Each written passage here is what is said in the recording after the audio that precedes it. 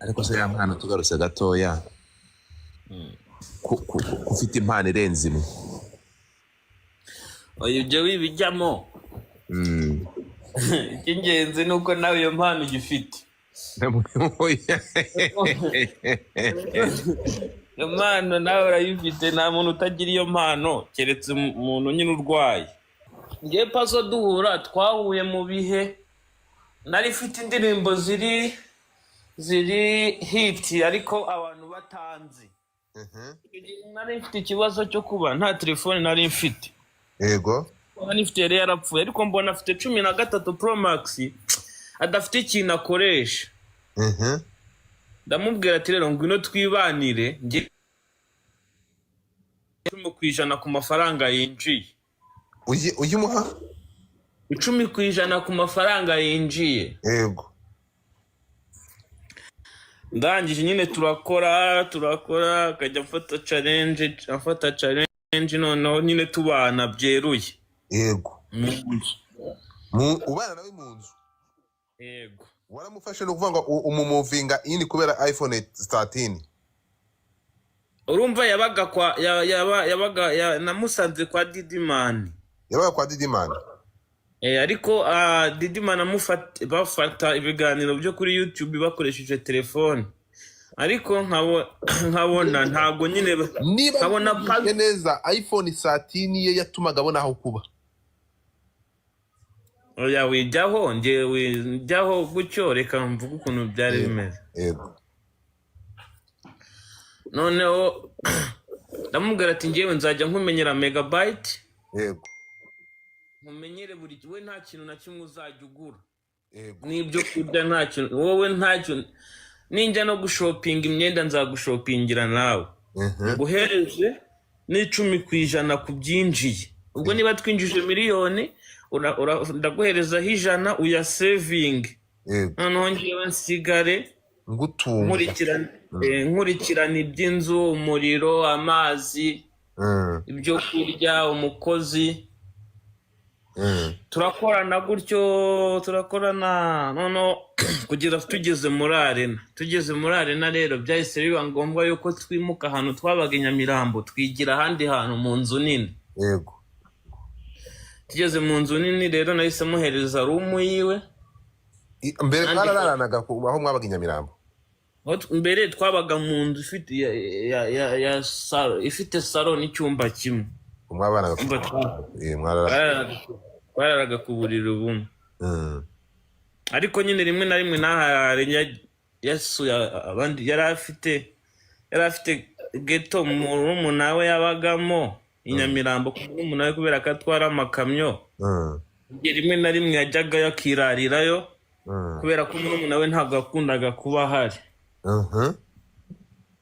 So twimutse rero nibwo naje kugira igitekerezo navuga ati nyamara kuno rero ibintu bimaze kugenda neza nkomeje kwishinga kakavuyo nabigwamo reka nizanire urukundo twibanire hama andusho kunkontorora apana kwijugunya mu bintu. Yego. Urabizi nawe so bizi si by'abahungu. Yego. Araza turabana ariko urumva madamu ngiye nta kintu nigeze ambwira ariko ngiye nagezeho mbireba mbona madamu wawe yaraje murabana. Yego. Yego. Bigeraho noneho mbona ariko na Pazo mubana. Yego. Bivuze ngo wabanaga mubana mu cyumba kimwe na Pazo afite icyumba cye. Yego. Inzu yo yari nini cyane yo twimukiye yari nini uburyo ki yari afite space yiwe. Nanjye mfite space. Noneho mutapinge screen. Noneho nibwo haciye hagahe ariko nkabona turi gukorera amafaranga pe. Ariko ntangira kuvuga ati noneho Pazo niba bino bintu twarabigezeho ndashaka we ikure mu mutwe yuko tugiye kujya gufata challenge atari cyo kintu. Noneho ndamwicaza ndamubwira ati Pazo ukwiye kumenya kwambara neza kurushaho wikuremo unduta nubwo nkuruta ugiye kunduta kuko ubu ngubu urampagarariye. Mu myambarire mu mivugire mu migendere abo ugendana nabo ubahindure kugira ngo tutagetinga ibiraka binini. Nta muntu uzaduha ibiraka binini abona tujagaraye wirirwana na sorti na Didimani ariko byumva nibo bajyanama turabiganiraho noneho aza kumbwira ati rero ya mpano urumva ntabwo ngiye nasubira i Nyamirambo kuba kwa Petit Frere, birasaba ko nikodeshereza inzu yanjye noneho nanjye nyine nangira ubuzima bwanjye. ndamubwira ati okay naribi ndamubwira ati ese nagufasha iki nyuma yarambwira ati rero na washaka amafaranga uma atari ku mafaranga uma nyine yo ku ruhande kugira ngo disuganye nimuke. nanjye niterera hejuru ngo ati nzaguha 300 ntaribi. ati oya 300 nta kintu yamarira uzama 500. ndaje namubwira ati rero 500 kwita nyaterurira rimwe byangora nawe urabibona ukuntu ubuzima bumeze. 500 kwita nyaterurira nkayaguha naba ngwaye ikiraka cyose kosho yava hehe.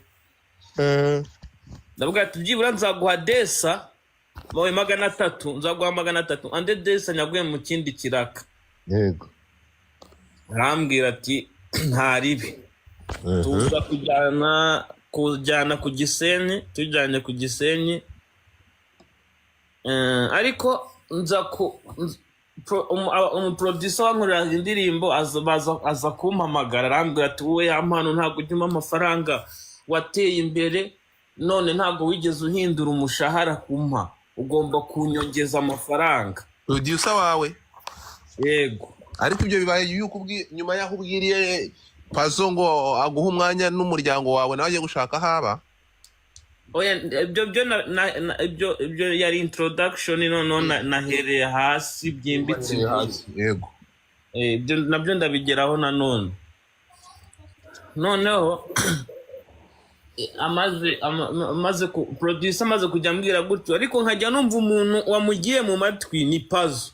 Noneho Pazo za kumwicaza ndamubwira ati ariko se Pazo tekereza ushobora kumubwira yuko dukorera amafaranga guhera mu kwa mbere yego twabonye ibiraka mu kwa kabiri ukwa gatatu ukwa kane nta biraka twagize wowe ubwawe ni wowe nitumiraga kuri banki kubikuza mu by'ukuri ubona amafaranga twakoreye atarashiriye mu kuyajya muri ayo mezi yose aciyeho nta biraka tubona. Yego.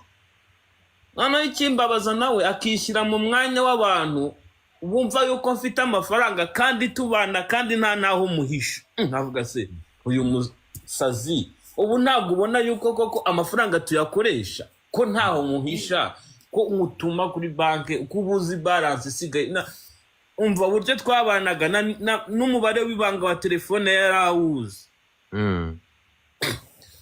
arangije arambwira ngo hoya ngo ugomba kubishyura. ndamubwira ati nimbishyura rero ibintu hano bizapfa uko tubayeho bizagabanuka.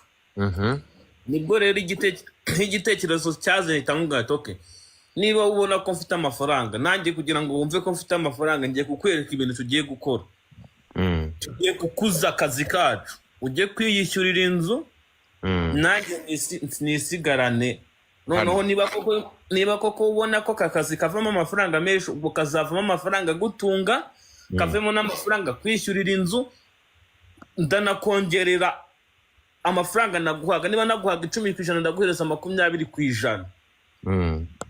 kuko hari ibintu ubwo bigiye kumvaho. Pazo turabyemeranywaho. tubyemeranyijweho rero umunsi wo kugira ngo rero ibyo bintu tubikubiganira noneho twabikuyemo kuba ari igitekerezo tugiye kubishyira mu bikorwa. nibwo namubwiye ati rero Pazo ngiye kuguha 300 noneho 200 nzayaguha ariko umbabarire ume space nanjye ntekereze kubera yuko iyo kuri hano urambyiga ntabwo nsura ngo bikunda birumvikana turakumva rega turabana bakuru birumvikana kuri wese bangara byandastanding. arangije arambwira ati hoya nta kibazo noneho kugira ngo mpave nugo ugomba kumpereza 500 byuzuye nkava hano mbifite ubwo niba cyuzuye nta kintu tuvugana. ndangije hita mbaza Pazo ndamubwira ati ariko Pazo wibuka yuko ayo mafaranga ndi kuguha atari ideni turi kubyibuka neza ko ayo mafaranga atari ideni ahubwo ari favor kugira ngo nawe udasubira mu buzima wahozemo ahubwo uhita ukodesha yawe nza ati yego none se waretse kutuma nkaho mpanikisha ko nzi yuko 300 birakunda ibintu kwa twabaze ko bikunda waretse kumpanikisha ahubwo ugashyira mu gaciro nawe kejo bundi muri weekend dufite ikiraka ko nzagwa izo desa zisigaye uri kunsariza iki urarinda utuma nkora mu mafaranga ngiye kwishyura nzi ngo nyaguhe ubwo rero ntabwo nkwiye gusohoka muri iyi nzu ngo rindira icyo kiraka kirangire mbone kugenda mbona byabaye intambara nahise ninjira mu nzu fata telefone ubwo nahise mwohereza 200 yari asigaye arangije itambwira ati mu gitondo ndagenda ubwo duzinduka mu gitondo haba umuganda ubwo ndabyuka mbona aracyahari ndamwihorera ngigeze nko nimugoroba mbona ahamagaje umushoferi wadutwaraga araje ashyiramo varisi aragiye atanansezeye hadaciye iminsi 3 nagiye kubona mbona ndi kumwe na papa cyangwe screenshot z'amavideo ngo nambaye ubusa bazuhereje papa cyangwe itavuga ati reka mu mutwanye nahise mvuga ati umuntu izi video umuntu wagiraga access muri telefone yanjye ni Pazo yego ubwo Pazo ni wizi video uzitanze Pazo muhamagaye nsanga yamborotse nibwo namwe nahise mbona live icikikanye ndavuga ati sizi video noneho njyewe izo video ntago makana ko nari nzifite ariko mu mezi nari narazisibye muri telefone yanjye mu mezi nka 3 yarashize kumba ubwo Pazo we izo video yari yarazisevinze kuri telefone yiwe batangira kumwereza n'izindi screenshot z'amavideo ye urumva umuntu telefone y'umuntu amabanga menshi abarimo sanga telefone yafashe copy ya telefone ayimurira muye uri kubyumva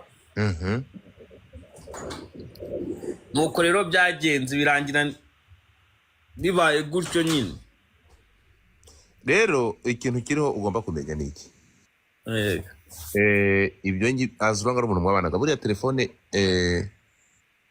abantu muri kugira kanze ngireka manze mbafungurire comment ndabazi nari nafunze comment byavuga ku busa aravuga abantu banga baravuga ngaho nimwandike comment ukuntu mubyumvishe nukuvuga ngo niba numvishe neza ibiriya bintu yafashe Jesus Christ yafashe telefone yawe ayikorera kopi muye yego hanyuma kubera ko kubera ko YouTube no gumpostingira ama video email yanjye yari iri muri telefone ye yo ubwo Google Photos ya rero niyo ushyizemo email ibintu byose biri muri kuri email bita amafoto ahitazaho ubwo bishatse kuvuga ko nyine kubera ko yari afite login za email zanjye ibintu byanjye yari abifite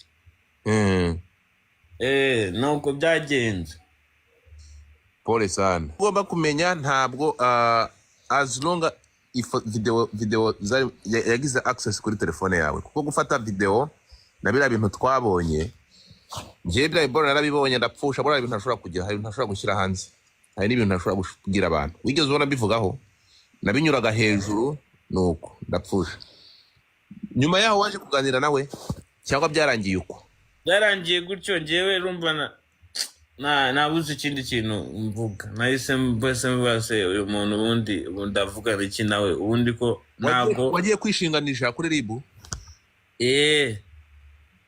wagiye kwishinganisha kuri RIB urabibasobanurira you are safe ibintu bimeze fresh ni ukuvuga ngo hagize ikintu kijya hanze kiguharabika ibyo yabigize cyabahita bamuzirika na you're good naho telefone twese zacu zose urumva ibintu birimo biteye ubwoba ku buryo udashobora kugira biramutse igiye mu ntoki z'undi muntu bikajya hanze na chat zanjye nawe n'izundi uwo ari we wese ntabwo ari izo kujya ku karubanda. Hari ibiganiro biri hagati y'abantu babiri, telefone ibitse ibintu byinshi, niba yarayikesera akakorera kopi. Ikintu rero urukumva biriya ni ikintu gishobora kuba inkoni zagukubita igihe kirekire. Aya masaha uramutse ubivanye mu nzira, ugomba gutanga ikirego, biriya bintu bikagira agategekwa kubivana muri telefone n'ibindi utibuka, kugira ngo bitazaba naho yabisakaje bikavuye, kugira ngo bitazaba inkoni zagukubita. Kuko kwiteza imbere, uri umuhanzi ufite impano, ejo uzaba successful, biriya byajya bigaruka bikagukubita bikakubuza amahoro. Ejo uzakora umuryango n'iki biriya byaba inkoni. Twese biriya bijya bitubaho. So ariko kubera iyi nkubiri n'izi telefone zo muri ibi bihe usanga zitubera baria. Hari abasaza birirwa bishyura amafaranga ya buri kwezi kugira ngo ibintu byabo bitajya hanze. Urumva abantu bose ntabwo bafite imitima imeze kimwe, siko bimeze. Uzajya mu rukundo, madamu ashobora kutabyakira. So agomba niba ari umuntu mwabanaga, nk'uko bidusobanuriye, telefone yawe yarayigizeho access nk'umuntu mwabanaga, ntabwo biriya bintu agomba gutegekwa completely, ariko kubisiba bitari ibyo izaba baria, izaba inkoni gukubita. So ngayo nguko nibyo gusa. Pole sana, ngiye natamanje gutekereza ko ari plank wenda ufite indirimbo ugiye gusohora, ariko niba atari indirimbo ugiye gusohora bisa nabi. Kandi nyine buriya niko abantu bagira bahubuka. None se buriya dushobora gushwana muri iyo minota ngahe, ndi kubyumva. None se Pazo si inshuti yawe, si inshuti yanjye, si inshuti ya n'abandi bantu, si inshuti. None byagenze gute wowe? Ni gute umuntu mwabanye mu nzara wageze mwabonye ibyo kurya ugamutumura mu nzu? Ntabwo icyo kintu ntabwo Nyamirambo mu Kavumo, ugeze ku Gisozi, utuye he harya ubu ngubu? Kanombe. Ubonye amafaranga, wegereye ikibuga cy'indege, uri hafi kujya muri Amerika, wegereye, uzagenda erega na Irene yagiye muri Canada, agezeho baramwirukana, ariko yagiyeyo, nawe uzajya muri Amerika. So urukumva niba mwarabanye mu Kavumo i Nyamirambo, kuki wageze Kanombe ukamutumura mu nzu nini kandi mwarabanye mu kazu gato? Umva nkubwire rero, cyangwa batangiye kubashinja ubutinganyi, ariko usanga ni kubana n'umugabo mu nzu mugenzi wawe. Numva nkubwire ikintu, buriya niko abantu rero ntago bajya bambera abandi. Njyewe twahuye buriya nubwo twamaranye amezi 6. Ntabwo abanye n'amezi 6? Niba ari menshi ntarenga amezi 6 tumenyanye nawe. Ariko nawe wizera vuba. Umuntu umenye mu mezi 6 afata telefone ayigiraho access buri kintu kimwe. Ukuntu byagenze, sinakubwira ngo twahuye, ngiye telefone yanjye yarapfuye, biba ngombwa yuko ibintu byanjye hafi ya byose bikurikiranira muri telefone yiwe. Amakuru avuga ko se Pazo yashaka kurya umugore wawe, ibyo byaba bifitanye isano n'ukuri? Oya, ntabwo ari byo. Nase ni gute umudamu yari gutungwa n'abagabo 2 mu nzu, abana n'abagabo 2 mu nzu, umwe atari uwe? Wari ufite rezo yo kubitunga ahantu ubundi inzu ukuntu yari setinze nta hantu byari bihuriye. Ikintu nanze ni ukumva yuko mfite meze nk'ufite kampani. Buriya mwari mufite dushe imwe? Wapi, byari bitandukanye cyane. Mwahuriraga mu gikoni? Twahuriraga muri salo. Ngahibaze rero madamu yagiye kureba ka televiziyo, wagiye muri studio, Pazo nawe akabyuka yambaye box, agasanga madamu mu gatenge, yayimushinga ko ariko sha warebye kure.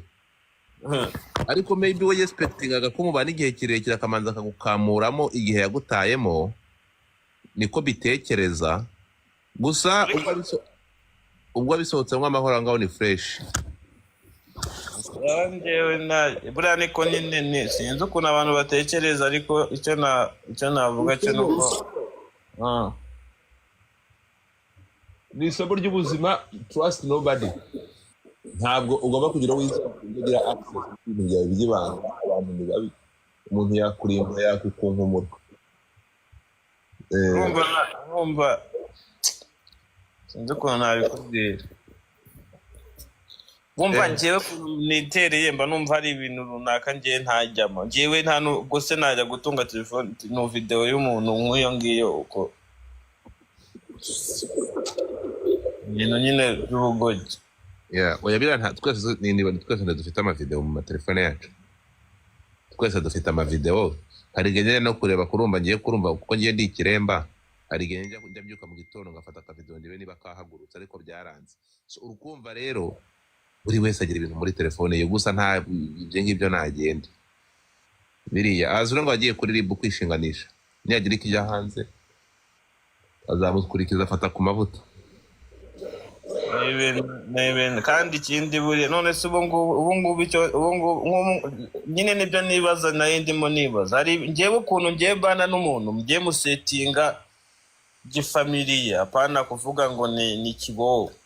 Buriya buje umuntu na famiye akamenyana na famiye yawe akamenya n'iki, hari ibibazo biba bigomba gukemukira muri famiye. Nk'ibyo bibazo iyo biza kumubabaza se ko yaraziranye n'abantu b'ingenzi ku buzima bwanjye, yabakusanya akabahuza akabati y'amano rero arankoshoni. Abantu mushyire muri request manze mbaza